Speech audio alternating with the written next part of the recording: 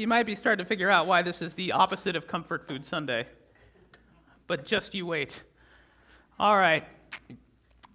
So this morning we have this interesting thing that happens with Peter. So we're in the book of Acts, if you notice. So we're in, the book of Acts is the companion to the book of Luke. It's the story of the disciples and the journey that they take to help bring about this thing that we would know of as the church. So really, the Acts is really the first book in many ways of church history. And up until this point, the disciples really have been hanging out and working primarily in Jerusalem and around that area. They've had some interesting altercations with the religious leaders, but people are starting to hear this message of Jesus. They're starting to hear the stories that the disciples are telling about God and what God did through the person of Christ and all this sort of stuff. So that the movement is really becoming a movement at this point and really starting to pick up steam in a good way. And because of that, the disciples are on the move. They're still on the move around that area of kind of central Israel. They haven't ventured very far yet. And they're still really only talking at this point to their own people.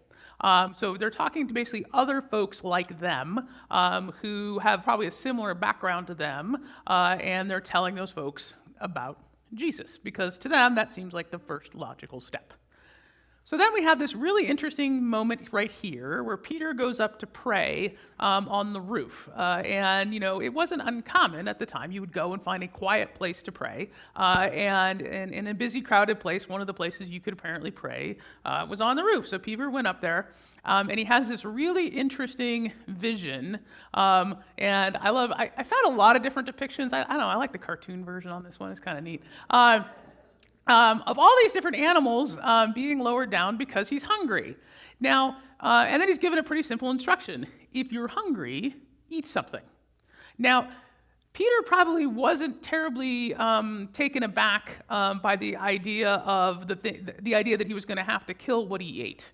Right? We live in a world today, right, like where if we want meat, it becomes, conveniently wrapped in cellophane, and you go to the store and you just kind of get it and you bring it home. They did not live in that sort of world, mostly because they didn't have refrigeration. So animals kept being animals right up until the point that you wanted to eat them. So the idea that you would, if you wanted, something to eat that night, that you actually have to go, like, if you want chicken, you first got to go kill the chicken. That's not strange. That's just the world that they live in. So when Peter is kind of taken aback by this whole thing, it's not that bothers him, because in his world that would have been common. It's what he's being shown and what he's being offered on that blanket that's the problem.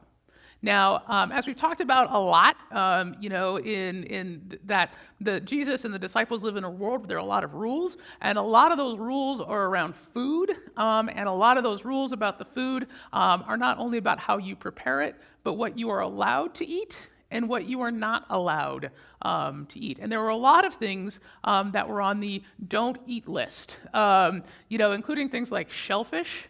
We'll get there. Hold on. Back it up. We'll get there.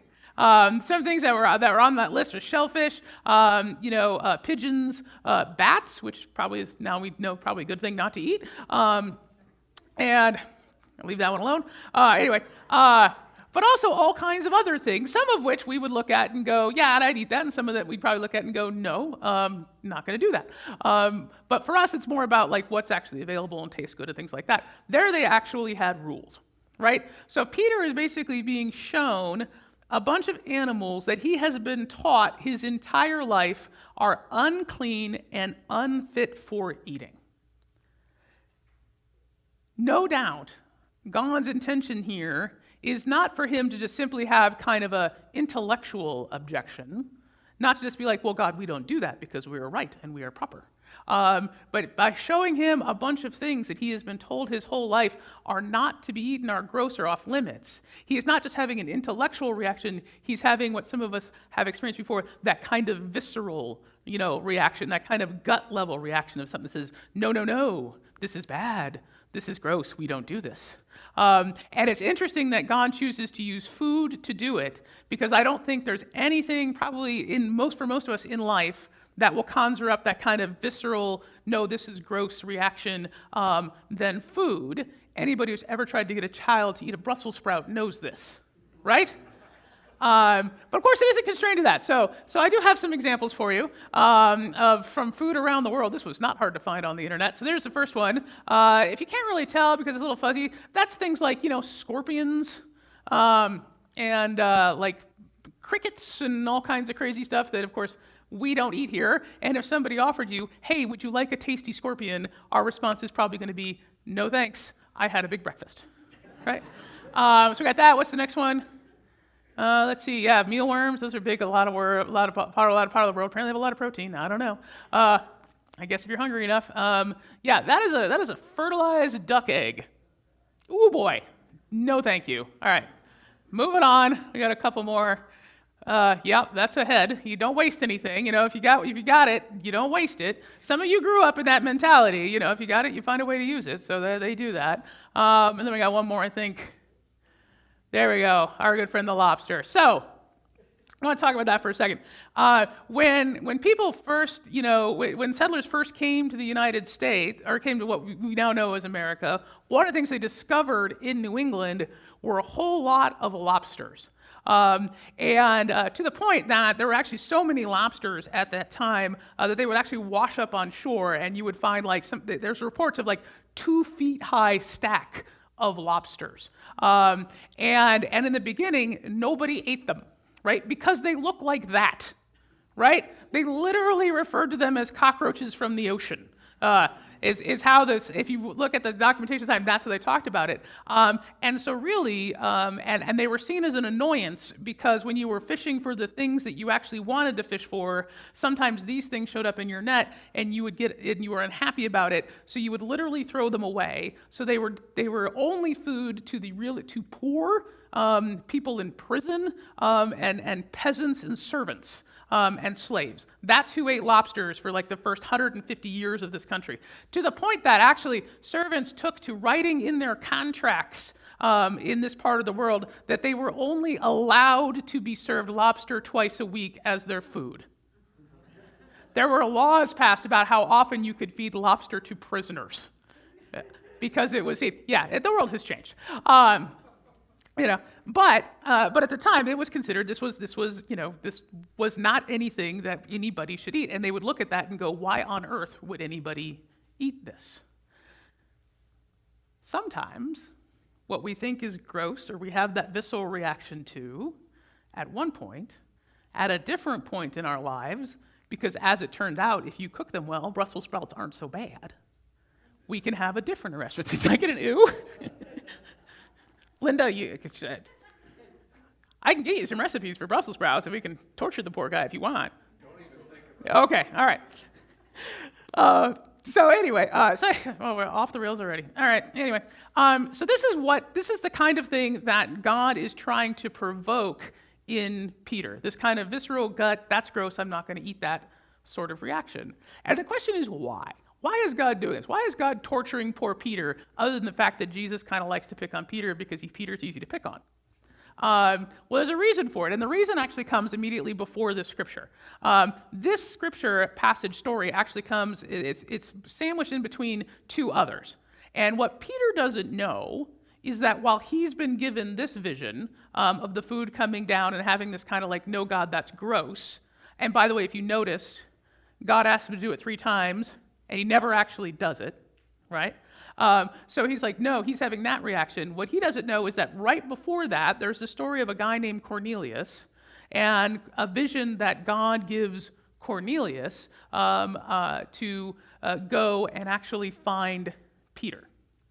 So God appears to this Cornelius person, and we're told that Cornelius fears God and prays and all that, which is great, and is given this vision to say, you need to go find Peter because Peter has something very important to tell you. And of course, the thing that Peter has to tell him is about Jesus. Now, that's not the problem. The problem is who Cornelius is. Cornelius is a soldier in the Roman army.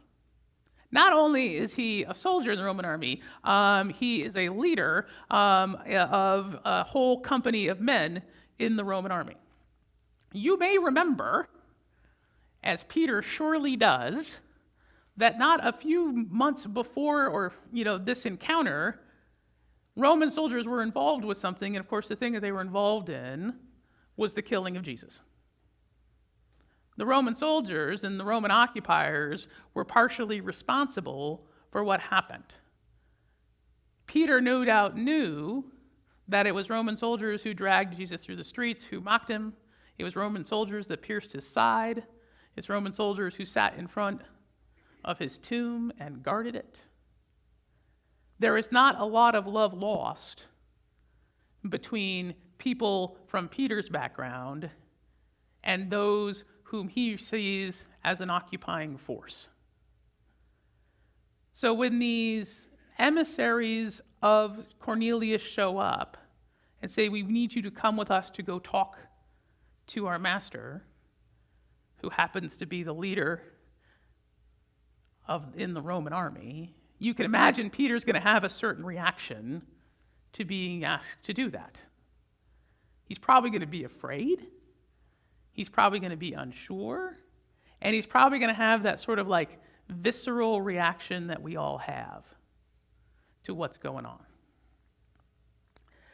Now, it's one thing when we have that reaction to food, right? It's another thing when we have that reaction to people. Now, if I wanted to demonstrate this in my last church about how we can sometimes have a negative visceral reaction to about people, not my last church, my first church, which happened to be in Ohio, all I would need to do is put up one letter. I think we have it. There you go. If you're in a church in Columbus, Ohio, and you want people to have a negative reaction about a group of people, you put that M up there, and that's all you got to say, because everybody will just groan at you, right? If you're in the correct part of Montana, you don't even have to put a letter up, just a paw print will do. Yeah. And because I knew Karen was going to be here today, I wanted Karen in on the fun, so we can do one for Karen. There you go. Yeah. And of course, this is a fun example, and I understand that. But we can do this. We can find ways. We are really good at as people of finding ways of figuring out, right, like who's like us and who's not like us, right? Who's on our team and who's not on our team. And if it's something trivial like sports, which, I understand for some of us is less trivial than others, that's one thing. But so we kind of understand Peter's reaction here. He's like, no, that's the other team. Right? I'm like, we're on our team. We're on Team Jesus. That's a Roman. He's on the other team. Jesus, what are you doing? Now, of course, we know that if the movement doesn't spread and it doesn't go beyond just people like Peter and people who look like Peter, that maybe the message isn't shared, and frankly, 2,000 years later, we may not be sitting here. We may not know of the love and the grace that we all need to know. Peter has to find a way to kind of get past that visceral reaction he's having so that he can do the work that God called him to. This is something that people would struggle with for a long time, and I think it's something we still struggle with today, and something that definitely they struggled with during John Wesley's time when Methodism first came into being. Now, Methodism actually came out in a lot of ways, but one of the things that Methodism kind of came out of was a reaction to Puritanism. Now, when we think about Puritans, we probably think about, like the Pilgrims, right? They came over here, Mayflower, 1492, all that stuff we learned. And they came over here to, flee religious persecution and all that sort of stuff, yes. But they didn't all go. And Puritanism and the ideas of the Puritans was still very alive and well in the time, in England at the time of John Wesley. And Puritans had a lot of really interesting thoughts about stuff. Interestingly, Puritans, much like Methodists, were originally called Puritans almost as a slang term and a term of derision, right? It was a way. It was really originally they were called that as a put down, and then they decided to adopt it anyway as part of how they were known. And of course, the same things happened to Methodists. At first, people made fun of John Wesley's followers by calling them Methodists, and John went the whole, well, if you can't beat them, join them, and just started using the name himself. So the Puritans, about 100 years before, something similar happened to them. Now, the Puritans had a lot of interesting ideas, and they started off, their main complaint in the beginning was that they felt that the Church of England, which was still very new at the time, was still acting too Catholic. They'd only recently broke off from the Roman Catholic Church, but had kept a lot of the same rituals and a lot of the same things, and it really kind of still looked pretty much the same, except, they just got rid of that Pope guy. So the Puritans kind of responded to that and said that they didn't go far enough and they wanted more reforms. So that's how they began. But over time, they developed some thoughts and ideas of their own. And one of them that's kind of a cornerstone at that time in Puritan thinking was that this idea of, who's saved and who's not, who's got God's grace and who doesn't. Their idea was that had actually already all been settled. And so the point wasn't to either earn grace or earn forgiveness or anything like that. The point was to be able to show that you had it. And one of the ways that they decided that you could show that you had it is that if good things happened to you, if you were blessed, if you had a good harvest, if you stayed out of trouble, if good things happened to you, that was a demonstration that God loved you and that you were a good person. With the other side of it being, if that's not how life went for you, and I'm very much simplifying here, but that's not how life went for you. If you didn't have a good harvest, if you didn't it didn't seem like you were being blessed, if it didn't look like good things were happening to you, then maybe that was a sign that God wasn't. You didn't have God's favor, and God wasn't on your side, as it were. Now the challenge with this is, when you have this reality that there are still things like poor people around, there are still widows and orphans around, if you see that as a sign that maybe God isn't on their side, God isn't blessing them so much, what's your motivation to help them? The truth is the Puritans really weren't into a lot of things that we would call today like charity. They weren't into that. If you ended up in prison, then it must have been your own darn fault, and we could ignore you. Because if God was on your side, then that wouldn't have happened to you. If God was on your side, then your harvest would be fine. If God was on your side, you wouldn't have any troubles, was the way that their thinking went. So along comes Wesley. So that's kind of one side of the equation. So along comes Wesley, and the Methodists kind of comes in as basically an alternate, to that. That says, no. We don't get to not care. If we're blessed, that's great. If we have resources, that's great. If our harvest comes in, that's great. But we don't get to not care about those that don't. Because if we're honestly going to take the Bible seriously, we're going to take Jesus seriously, we have to see that he really cared about those things. And one of the places that John wants to go all the time to prove this, is the book of Acts and all the things that the book of Acts talks about, doing things like taking care of the orphans and the widows. We need to care about this. To the point that it was an early Methodist tradition, it was understood that one of the things that you were meant to do if you wanted to be part of this Methodist thing is you were to actually visit the sick, and you were to go to the prisons and serve people. Now, prisons back then were not like they are today, and somewhere along the way, England also came up with this really amazing idea called debtor's prison, where if you were in too much debt, they would put you in prison until you could pay it. But how were you supposed to pay it if you were in prison? Right? It doesn't make it. And really what the idea was, you're supposed to shake down your friends and family to pay it for you, was the idea. But if that's where you were, they felt no need to treat you all that well. And they didn't even, barely even fed these people, let alone anything else. So one of the things that the early Methodists would do is they would go to the prisons and literally feed people there because the keepers of the prisons rarely did it. Because it was that kind of Puritan idea, well, you're here for your own darn reasons. It's your responsibility. So much so that John Wesley would bake into the general rules of our church this phrase. This is one of the earliest things John wrote about what is expected of people called Methodists, and it's in wonderful 17th century English, which is almost impossible to understand, but we will work on it. John Wesley says, by running with patience the race which is set before them, and by them that means us, by denying themselves and taking up their cross daily, submitting to bear the reproach of Christ, to be as the filth and offscouring of the world, and looking that all men shall all manner of evil against them falsely, for the Lord's sake. To be as the filth and offscouring of the world.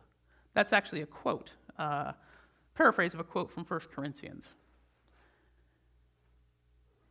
And what John Wesley is saying there is that we are to be in the world, serving the world. We are to be with our neighbors, loving our neighbors, serving our neighbors, caring for those who need cared for, no matter who they are, to the point that we are mistaken for those we are caring for. We are to care and love our neighbors so much, no matter who they are or whether they feel like they've been blessed or not, or how much money they have in the bank or don't have in the bank or whatever it is. We are supposed to be so about the business of loving our neighbors that we get confused for them, even if our situation is very different. I think this is a very powerful and profound idea. And it's one of those things that kind of makes us who we are and reminds us who we are called to be. But in order to do that, in order to love our neighbors that much, we have to find a way to get over the fact that we occasionally can have a little bit of a visceral reaction to our neighbors, especially if they're flying the flag for the wrong sports team. Or worse yet, they've got the bumper sticker for the candidate we didn't vote for on their car. Yeah, I'm glad you laughed at that one. I wasn't sure. It's so easy. We've created so many different ways to form the teams and figure out which one we're on that we forget sometimes that we're all on God's team. Now, I don't know if you've been in a classroom lately. They've changed. This is something I learned when I had kids. When I think about when I was growing up, this is pretty much what classrooms looked like, right? And I'm guessing for most of them, this is kind of what classrooms look like. Nice little neat rows of desks. These are much nicer desks than anything I ever had in any of my classrooms growing up. I'm pretty sure my desks were 35 years old before I was there and were made out of like used auto parts. Like they were just, you could have crawled inside one of these things and use it as a bomb shelter. I don't know. But this is probably what we think of when we think of classrooms today. But this is actually more like what classrooms look like. And I remember the first time we walked in to a classroom, I think it was for Vivian, and they had, different seating options and the stuff over there and all this stuff. And, and the teacher was explaining, well, some kids, they get the wiggles while they're reading, so they can sit on this ball over here while they're doing it, so they can get their wiggles out, but they can do their reading. All those ways that we try to accommodate, kids in different ways so that they can do the thing we actually need them to do there, which of course is to learn how to read and do math and all that sort of stuff. And I thought about it for a minute, and at the beginning I kind of had the reaction maybe a lot of us do, like, well, if sitting in a desk in a row was good enough for me,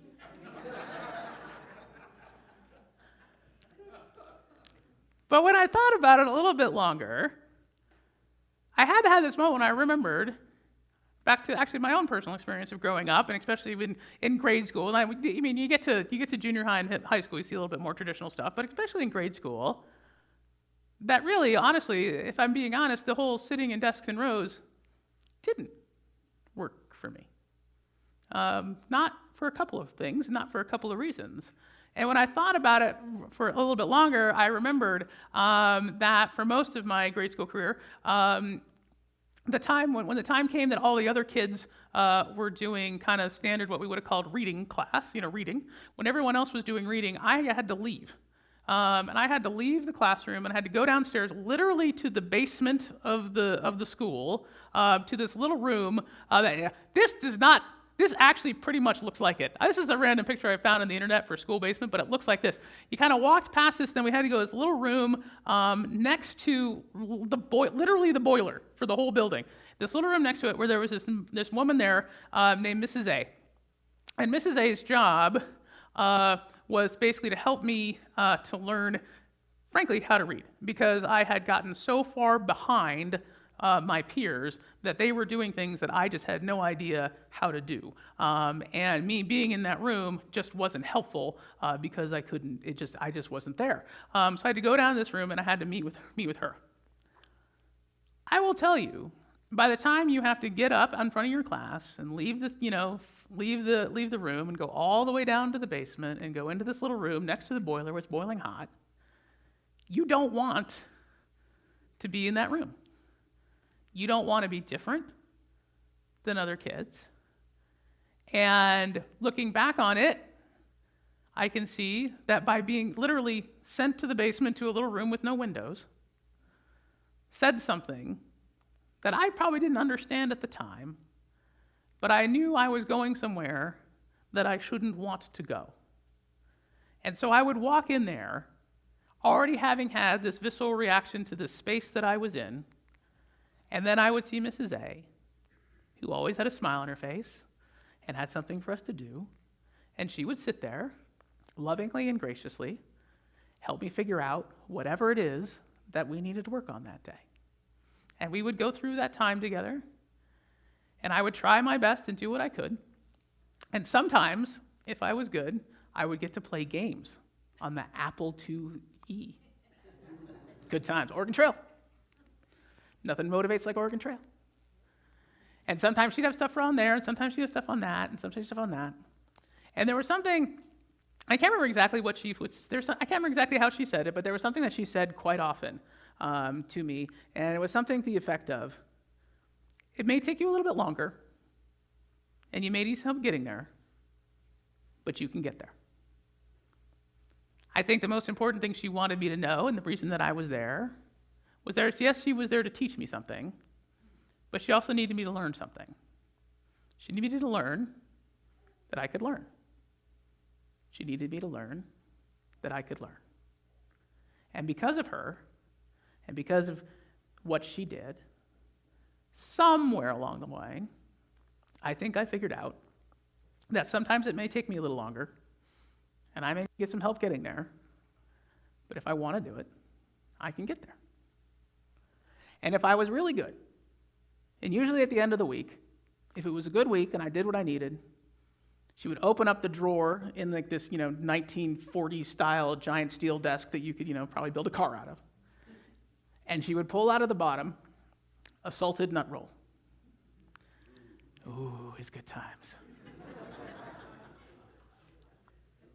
And I knew I had had a good week, and I had done what I needed to do, and that I was able to learn when I got my salted nut roll. To this day, I cannot walk by a barrel of salted nut rolls without buying them. And I cannot smell one without putting a smile on my face and suddenly being back in that basement. And so when I think about the way that we do classrooms today, that we're finding ways to help kids like me get what they need without making them leave and go down in the basement and be singled out that way, that we're finding a way to to end those divisions and just frankly understand that kids are different, and finding ways to accommodate those differences so they can still all learn and be together. I think that's good. I think the same way, it's similar to what Jesus wants Peter to know, that this thing that they are doing, this mission that they are about, this news that they are sharing, is for more than just them. And that in order for the news to travel beyond just them and Peter's little cadre of friends, Peter's going to have to get over some stuff. He's going to have to be able to talk and work and give the good news to people that on the outside appear to be playing for a different team. And because Peter is and can, and spoiler alert, does find a way to do that, we get to be here today. We get to be here in probably one of the last places in the universe that people are asked to sit quietly in rows. I thought about that when we were doing it. I was like, that's really kind of funny. Because Peter does, a whole new world opens to a whole bunch of new people. No doubt, one of the animals that was on that blanket that came down from heaven was the pig. Because at that time and in that place, pigs were off limits. Pigs were dirty. Pigs were something that if you were a good religious person of the day, you did not eat, which means Peter never had bacon. Oh. Because Peter can get over his reaction, and because God can say, we're doing a new thing and a different thing, we're doing something that's going to involve more people, not only do we all get the opportunity to know of God's love and grace and forgiveness, we also get bacon.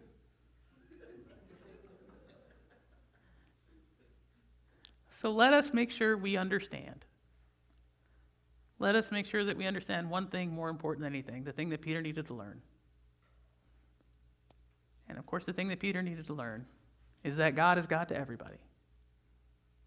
God's love is for everybody. God's grace is for everybody. And it's our job as people of faith to make sure we do all that we can to make sure everyone else and our neighbors knows it. Even if that means crossing lines, even if that means talking to somebody who maybe thinks, roots for the other team, talks a little different, dresses a little different than us. God wants the good news to go that far. Because the good news went that far, the good news came to us. And the good news is good. Amen.